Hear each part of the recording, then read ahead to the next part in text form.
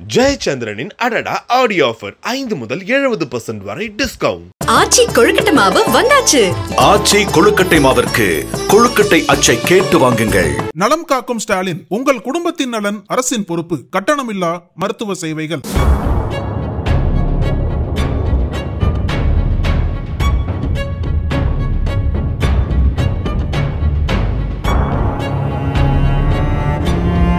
வரி கட்டுபவர்கள் முதல் வறுமை கோட்டிற்கு கீழே உள்ளவர்கள் வரை அனைவரது கடைசி நம்பிக்கையாகவும் நீதிமன்றங்களே உள்ளன.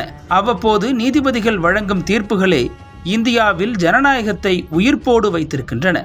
ஆனால் சமீப காலமாக நீதித்துறையும் சர்ச்சையில் சிக்கி வருகிறது. முன்னாள் துணை குடியரசுத் தலைவருக்கும் உச்சநீதிமன்றத்திற்கும் இடையிலான முரண்பாடு சமீபத்தில் வெட்ட வெளிச்சமாக பொதுவெளியில் பேசப்பட்டது. அதேபோல மீண்டும் ஒரு சம்பவம் தற்போது பூதாகரமாகி உள்ளது.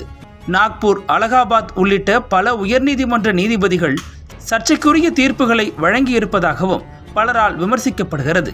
இதனை உச்சநீதிமன்றமே நேரடியாக தலையிட்டு கண்டித்த சம்பவங்களும் நடந்துள்ளன.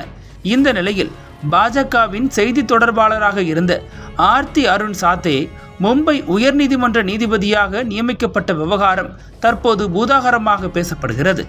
இந்திய தலைமை நீதிபதி தலைமையிலான மூத்த நீதிபதிகளை கொண்ட உச்சநீதிமன்ற கொலீஜியம் நீதிபதிகளை நேர்காணல் செய்து நீதித்துறை நியமனங்களுக்கான பரிந்துரைகளை மத்திய அரசுக்கு அனுப்புகிறது.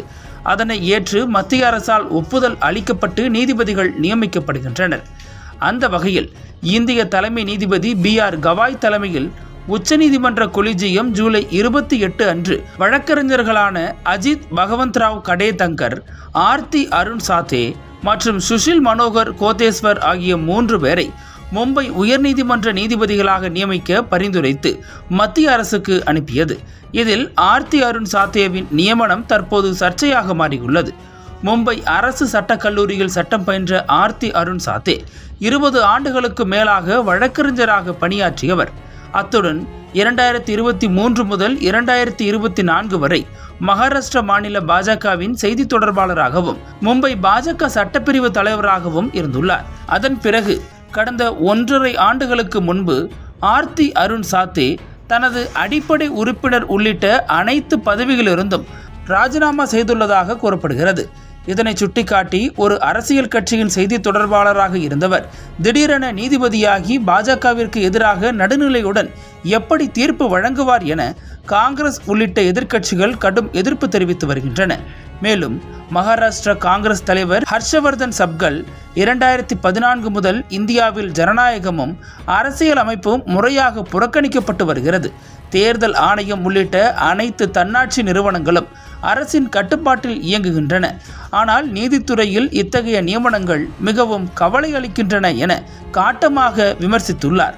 அதே சமயம் எதிர்க்கட்சிகளின் குற்றச்சாட்டுகள் அடிப்படையற்றவை என விமர்சித்துள்ள பாஜக தலைமை செய்தி தொடர்பாளர் கேசவ் உபாத்யே பாஜகவிலிருந்து 1.5 ஆண்டுகளுக்கு முன்பு ராஜினாமா செய்த பிறகே ஆர்த்தி சாத்தே உயர்நீதிமன்ற நீதிபதியாக பரிந்துரைக்கப்பட்டுள்ளார் என கூறுகிறார்.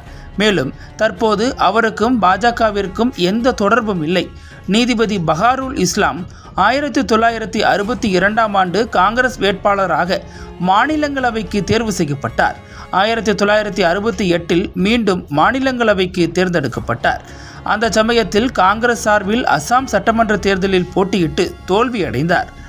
இதனைத் தொடர்ந்து 1972 ஆண்டு தனது மாநிலங்களவை உறுப்பினர் பதவியை அவர் ராஜினாமா செய்து கவுகாத்தி உயர்நீதிமன்ற நீதிபதியாகவும் 1980 ஆண்டு உச்சநீதிமன்ற நீதிபதியாகவும் நியமிக்கப்பட்டார்.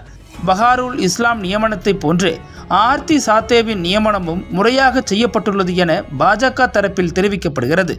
இந்த விவகாரம் தற்போது இந்திய அளவில் பெரும் விவாதத்தை கிளப்பியுள்ளது. நக்கீரன் டிவிக்கு சப்ஸ்கிரைப் செய்யுங்கள். உங்கள் ஆதரவே எங்கள் பலம். ஆசிரியர்களுக்கு நண்பனாகவும் மாணவர்களுக்கு ஆசானாகவும் திகழும் தேர்வு வழிகாட்டி. ஒவ்வொரு பாடத்திற்கும் அனுபவமிக்க ஆசிரியர்களின் துல்லியமான தெளிவான விடைகள். CNC இருக்கு, தேர்வு பயம் எதற்கு? இது தீரன் பப்ளிஷிங் ஹவுஸ் விற்பனை வெளியீடு.